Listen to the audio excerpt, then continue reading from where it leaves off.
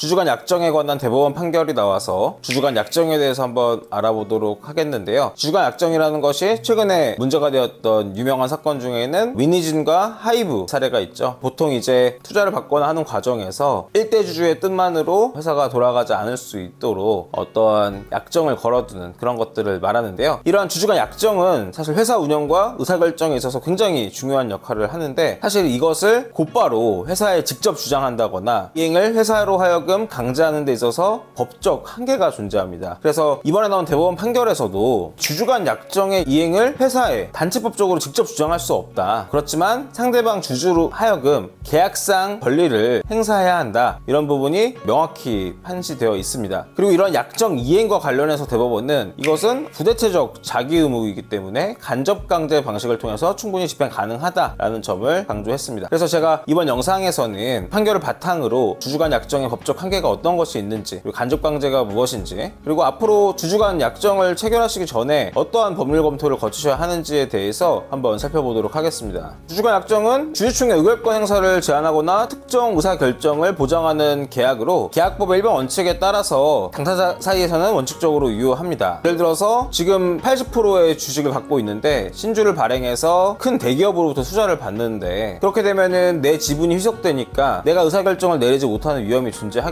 예를 들어서 60%의 지분을 양도하는 대신에 적어도 5년 동안은 내가 대표이사로 의사결정을 할 수 있게 해달라, 이사회에 내 쪽 사람을 몇 명 넣도록 해달라, 이제 이런 것들을 약정에 넣는다는 것입니다. 그런데 이제 이 대법원에서는 약정이 회사의 단체법적인 질서에 영향을 미치지 않는다, 이렇게 판시를 했는데요. 무슨 얘기냐면, 예를 들어서 대기업으로부터 이사회에 내가 임명할 사람을 3명을 보장해준다는 것을 약속을 하고 투자를 받았는데, 주주총회 결의에서 막상 대기업이 약속을 위반했다 하더라도, 그렇다고 해서 주주총회 결의가 무효라거나 취소될 수 있다거나 그렇게 할 수가 없고, 이 회사를 상대로 주주총회 결의 취소 소송을 한다거나 이런 것이 안 된다는 것입니다. 다만 약정을 위반한 그 주주, 대기업이라면 그 대기업이겠죠. 그 대기업을 상대로 계약상 권리를 청구할 수 있을 뿐이다, 이렇게 얘기를 하고 있는 거예요. 이게 어떻게 구분되는지 한번 살펴보겠습니다. 주주간 약정을 회사에 대해서 직접 주장할 수 없다는 것이 사실은 실무에서 굉장히 중대한 장애를 초래할 수가 있습니다. 예를 들어서 이제 주주간 약정에서 이사회의 구성을 4인으로 유지하기로 합의를 했는데, 한 주주가 이것을 위반해서 추가 이사를 선임하는 결의에 찬성을 한 경우에 약정 위반을 이유로 회사의 해당 결의에 무효를 주장하거나 주주총회 결의의 취소를 구할 수가 없다고 말씀드렸죠. 자, 그럼 회사에 대해서 무효나 취소를 주장할 수 없다는 것은 추가적으로 이사가 선임된 상태가 유효한 상태로 지속이 된다는 것을 의미합니다. 그러니까 이제 회사에 대해서 직접적으로 이걸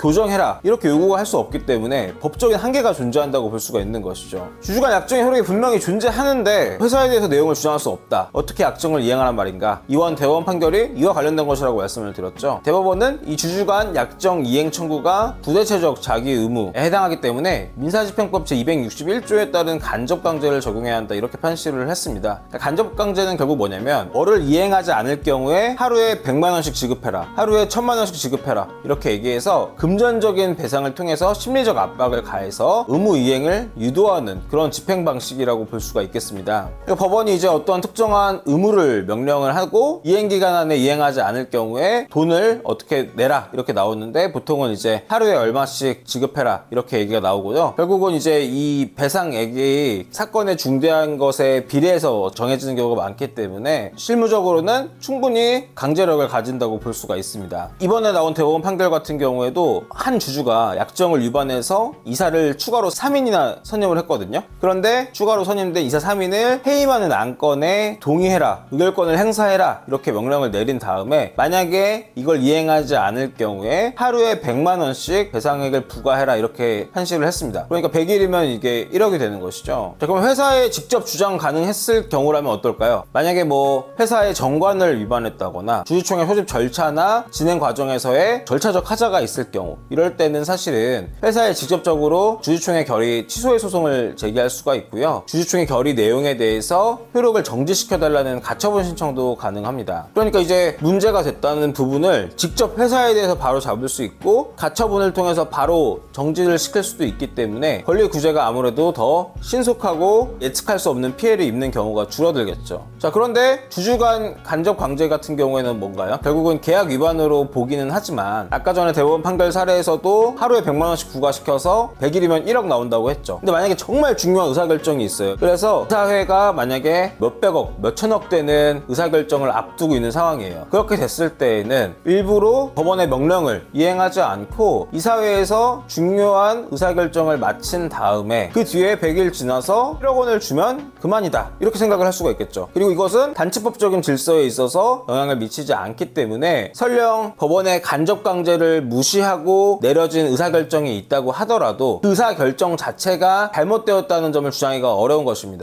결국은 실질적으로 언젠가는 하게 만들 그런 강제력을, 간접강제를 통해서 갖출 수 있지만 정말 중요한 그 상황에서는 내가 원하는 바를 이루지 못할 그럴 위험이 항상 존재한다는 것이죠. 자, 그러니까 이렇게 주주간 약정을 둘러싼 계약과 이행, 이런 분쟁, 이런 것들은 사실 회사법적인, 단체법적인 질서와 사적 자치의 근간이 되는 계약법 사이에 어떠한 복잡한 교차점에 있다, 이렇게 말씀을 드릴 수가 있는데요. 이러한 단체법적인 특성이 고려되기 때문에 사실은 뒤늦은 대처는 돌이킬 수 없는 손해를 야기할 수가 있습니다. 앞서 말씀드린 대로 설령 주주간 약정을 상대방이 위반했다 하더라도 이것을 회사에 대해서 하자를 주장할 수가 없기 때문에 상대방 주주가 일단은 원하는 대로 회사를 운영해서 중대한 의사결정을 내려버리는 상황이 생길 수가 있고, 그 구조를 이용해서 사실은 회복할 수 없는 그런 의사결정을 내릴 수도 있는 것이거든요. 그렇기 때문에 사실 그 뒤에 재판에서 승소한다고 하더라도 원하는 목적을 이미 달성할 수 없게 되는 경우가 굉장히 많습니다. 그래서 이제 사전에 그런 법률 검토적인 부분이 굉장히 중요한데요. 제일 중요한 부분이 약정의 설계 부분이겠죠. 그런 약정 내용이 강행법규나 사회질서에 위배되는 부분이 없는지, 그리고 회사 정관을 활용할 수 있는 부분이 뭐가 있는지, 이런 것들을 먼저 검토를 해야 되고요. 분쟁의 예방적 측면에서 어떠한 간접강제 가능성 같은 것들을 명확히 명시를 하고 위반에 따라서 이제 배상액 산정 같은 것이 현실적으로 이루어질 수 있도록 그런 기준 같은 것을 마련해 둘 필요도 있습니다. 소송을 진행할 때에는 법원에서 알아서 해주세요 이런 것이 아니라 이행기간이나 어떤 부분들이 문제가 될 수 있는지를 강조해서 최대한 내가 원하는 방향으로 의사결정이 이루어질 수 있도록 소송을 이끌어 나가는 것이 굉장히 중요하겠고요. 그리고 이제 리스크 관리의 측면에서 상대방 주주가 혹시나 약정을 위반했을 때 내가 어떤 문제가 생길 수 있는지, 상대방 주주가 혹시 어떤 것들을 마음대로 할 수 있는지에 대해서도 미리 알고 있어야지 그 부분에 대해서 상대방 뜻대로 흘러가지 않을 수 있도록 여러 방어 장치들을 해두실 수가 있겠죠. 원래 변호사들도 주주간 약정은 유효하지만 회사를 상대로 주장할 수 없다, 이런 부분들은 아름아름 다 알고 있는 부분이기는 했습니다만, 그럼에도 불구하고 이번 대법원 판결에서 주주간 약정의 이행이 회사에 직접 주장될 수 없다는 것, 그냥 간접강제를 통해서 주주 사이에서 집행해야 된다는 것이